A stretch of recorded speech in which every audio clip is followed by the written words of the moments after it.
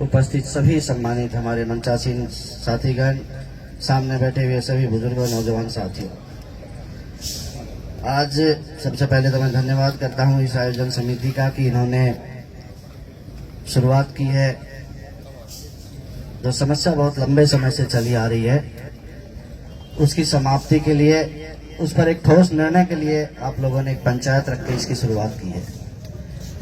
ये समस्या आज की नहीं है, बहुत लंबे समय से समस्या है और इस समस्या से बहुत सारे लोग इससे पीड़ित हैं।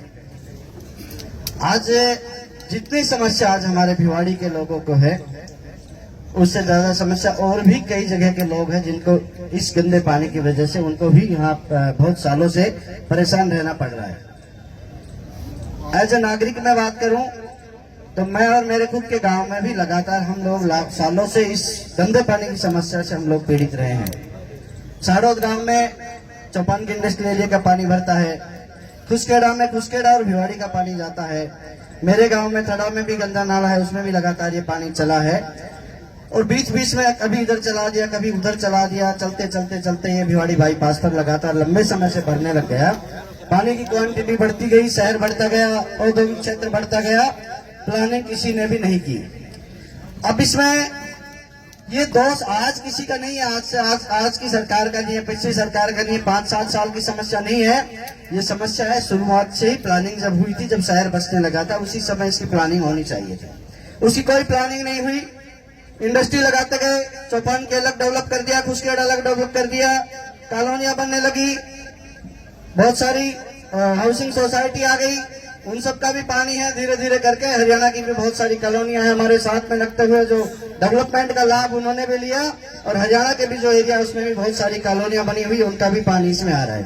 ये पानी की समस्या बढ़ती गई और लास्ट में हालात ये हो गए कि हमको निकलने की भी मतलब परेशानी होने लगी, घरों में पानी भरने लगा, तब हम लोगों को इसका चेत हुआ। अब इसमें सबने अपने प्रयास किए होंगे, मैं नहीं कहता नहीं किया, सबने अपने अपने स्तर पे सभी सरकारें कोशिश करती रही है।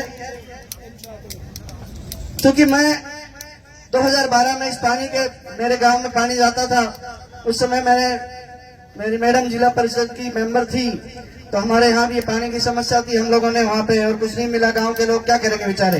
पानी गांव में भरने लगा तो सड़क पे आके बैठ गए और सड़क पे आके बैठ गए कुछ लोग आए जो CDP पे पाइपलाइन तोड़ गए।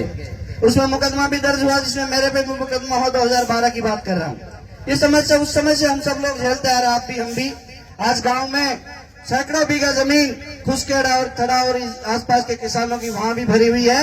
हरियाणा ने वहां भी पानी रोका हुआ है, रैंप बनाया हुआ है वहां भी बहुत सालों से, जिसके पास कोई दूसरा साधन नहीं है। जिस तरीके से हम परेशान हैं, उनके खेत भी सालों से भरे पड़े हैं। जिनके पास 2 बीघा जमीन है, कोई दूसरा कमाई का साधन नहीं है, उसकी जमीन आज पानी से लबालब 20 साल से भरी है। उनकी भी पीड़ा हमारे बराबर ही है, उनकी भी पीड़ा जायज है। इसका जो स्थायी समाधान है वो निकलना चाहिए। बात हुई, शुरुआत की जब मीटिंग हुई उसमें हमने बात रखी कि भाई सबसे पहले जो काम है पानी का समाधान होना चाहिए। बीड़ा की सारी मीटिंगों में हमारे पत्रकार साथी बैठे हैं, बहुत सारे यहाँ हमारे बाकी जनप्रतिनिधि और हमारे अलग अलग संगठनों के लोग भी बैठे हैं। हर मीटिंग में, बीड़ा की मीटिंग में ये बात आई थी और शुरुआत की जो मीटिंग हुई, शुरुआत की मीटिंग में हमने इस बात को रखा कि सबसे पहले भिवाड़ी की पानी की समस्या का हल निकाला जाए। इन्होंने कहा कि साहब अभी सरकार की तरफ से प्रस्ताव गया था, 146 करोड़ रुपए सैंक्शन हुए हैं, उसका काम चल रहा है। इंडस्ट्रियल एरिया का जो पानी है वो सारा पानी पहले यहाँ आएगा, ट्रीटमेंट प्लांट अपग्रेड होगा और वो पानी पूरा वापस इंडस्ट्री उस पानी को लेगी, हम इसको 0 डिस्चार्ज पे ले आएंगे। ये हर मीटिंग में ये बात चली है, लास्ट तक की मीटिंग में यही बात चली। और जब वो काम कंप्लीट होने पे आया, उस समय अचानक से शायद अगस्त के महीने में हरियाणा की तरफ से पानी बंद कर दिया गया, हरियाणा की तरफ से रैंप बना दिया गया।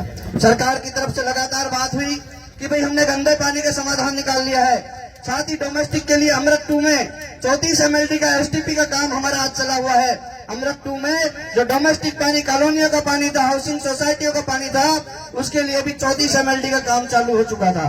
हमने कहा हमने डोमेस्टिक का भी इंतजाम कर लिया, हमने इंडस्ट्रियल का भी इंतजाम कर लिया। फैक्ट्रियों को नोटिस देना चालू किया कि सभी फैक्ट्रियों को नोटिस देके और भाई जो गंदे पानी को वापस नहीं ले रहे उनको नोटिस दिया जाए, इस पे काम किया जाए। सारे इंतजाम हो गया। हरियाणा से वार्तालाप चली, हरियाणा की सरकार ने मना कर दिया कि हम पानी नहीं लेंगे।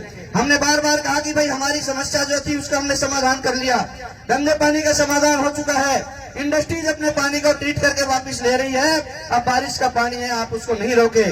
वो नहीं माने तो उसके बाद हमने एक डीपीआर तैयार कराई, हमने यहाँ पे पूरी खोजबीन की, यहाँ से दिल्ली जयपुर से लेके